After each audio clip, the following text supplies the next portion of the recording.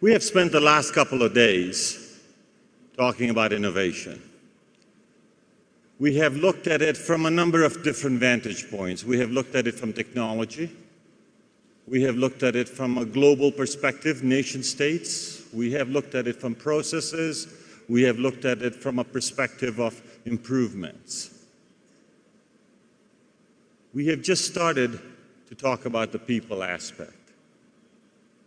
Where does innovation originate? There is only one place on this planet that innovation originates: the human mind. And that human mind that originates innovation and the productivity that follows is a highly treasured part of who we are, because it makes us who we are. And as we look at it, our research has shown that while necessity may be the mother of invention, an engaged mind is significantly more innovative and more productive. And what we mean by engaged is threefold. One, it's the employee or the person that has a deep sense of organizational pride of where and what they represent. They go out there and actively recruit and become a powerful brand for the organization that they represent, and they rarely, if ever, think about leaving. So taking that definition of engagement a step further, the obvious question is it really that important? Let me share a personal story with you. I'm an actuary by profession, and in my life, data rules. You look at data, you analyze it. All this stuff about engagement and leadership is all baloney, it's all malarkey. That's the way I thought. And in the process of starting a number of businesses that kind of grew up to a certain size and then flattened out. And I had to go through that exercise a few times. I think probably because intellectual denseness is a family trait. I realized my view of the world was wrong. That there was something else. There is this something else, and we call it today engagement. So Kenexa began this journey of trying to understand what it meant. And over the last decade or so, what we have found out after over 100 million surveys and serving about 200 out of the Fortune 500 clients in this marketplace, regardless of geography, vertical, type of business, that there are some fundamental principles that you can correlate. So let's start with the first one. The first one is financial performance. There we go. This is available, by the way, on the GCF website. It's our 2010 Work Trends Report. I've just pulled out a couple of slides from there.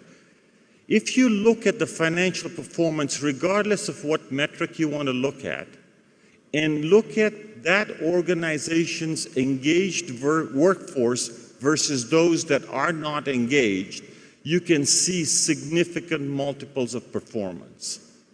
Deeper in the results, we can also show that an engaged workforce is predictive of operational efficiency and better organizational hierarchy and performance. So what is the primary driver of this, what we call engagement? Well, our research has shown, surprisingly, to me, maybe not to the rest of the group, it's leadership. Leadership has a 5 to 6 times impact on engagement. If the employee perceives their leadership to be effective as opposed to ineffective, creates a huge gap in employee engagement, satisfaction, and a lot of other components associated with engagement. And so the number one driver that we have been able to find by vertical, by geography, to explain financial performance is engagement. The number one driver for engagement is leadership. So what are the key drivers? What did the people tell us after these 100 million or so?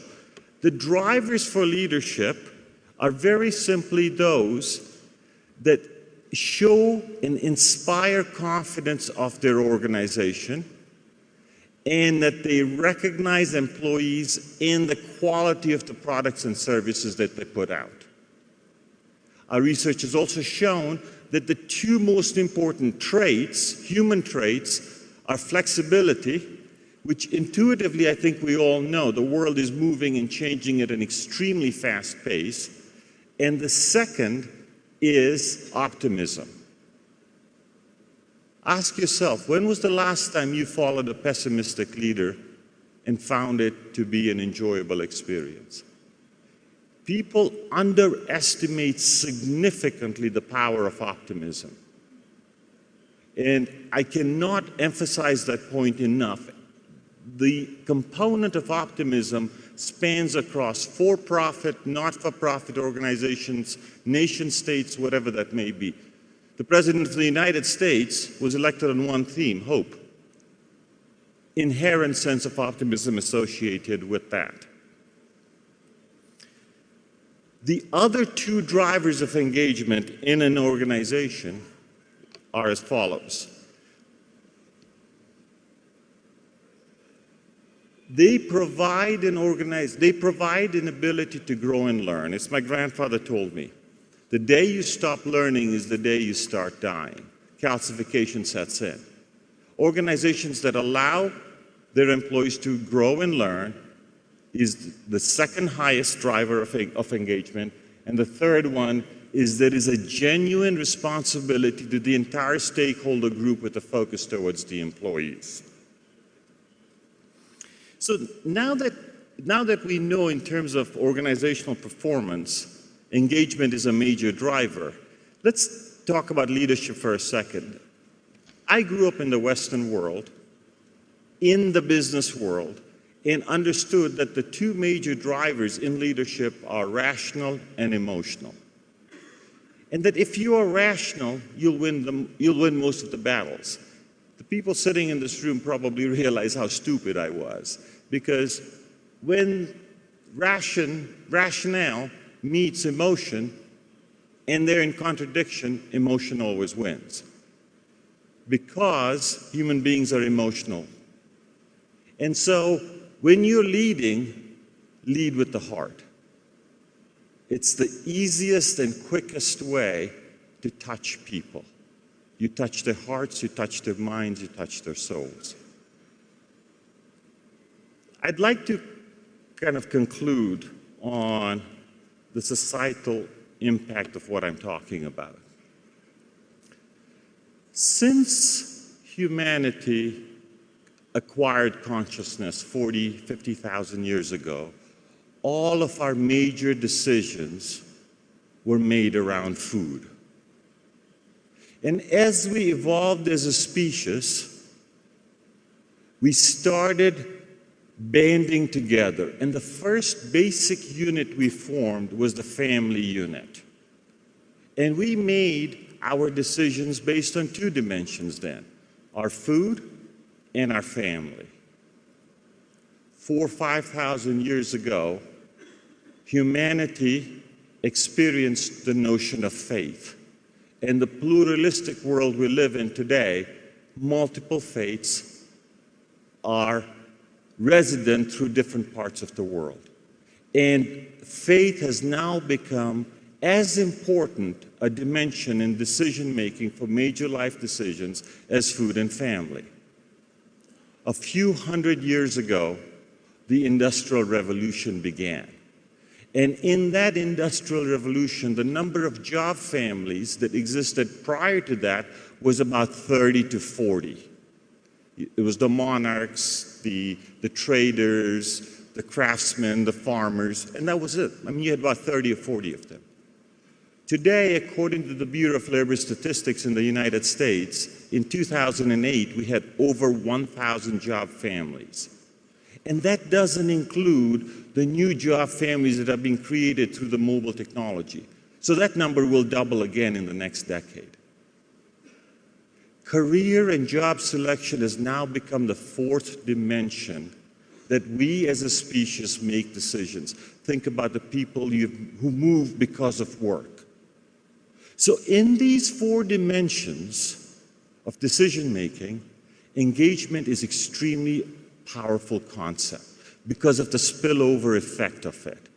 An engaged employee is a better parent, a better spouse, a better partner, a better community member. And as leaders, we have that duty of care to those that follow us. There is a second theme that is now hitting the global economy. Through the recession, the jobs and careers have now split into two major components. There is now a divide. Just like there's an economic divide, there is access to healthcare divide, technology divide, there is a career divide that is taking place. And that is the commoditized employees and the non-commoditized employees. The non-commoditized employees are people like us. We have a unique skill. We are blessed by the Creator that we have demand for us. There is another whole mass of humanity that are now being put into this commoditized. They're the invisible people. And these invisible people are being absolutely forced down. They're being stripped in terms of income as it comes down for this group.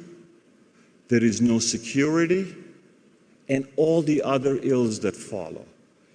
But an unintended consequence of that is we are stripping them of their dignity. We are stripping that entire mass of humanity of its dignity. And so as leaders, I humbly urge us, ensure that our workforce is engaged so they become better community members. And in our workforces, the employees that matter, let's make sure we handle dignity in the space it's supposed to be.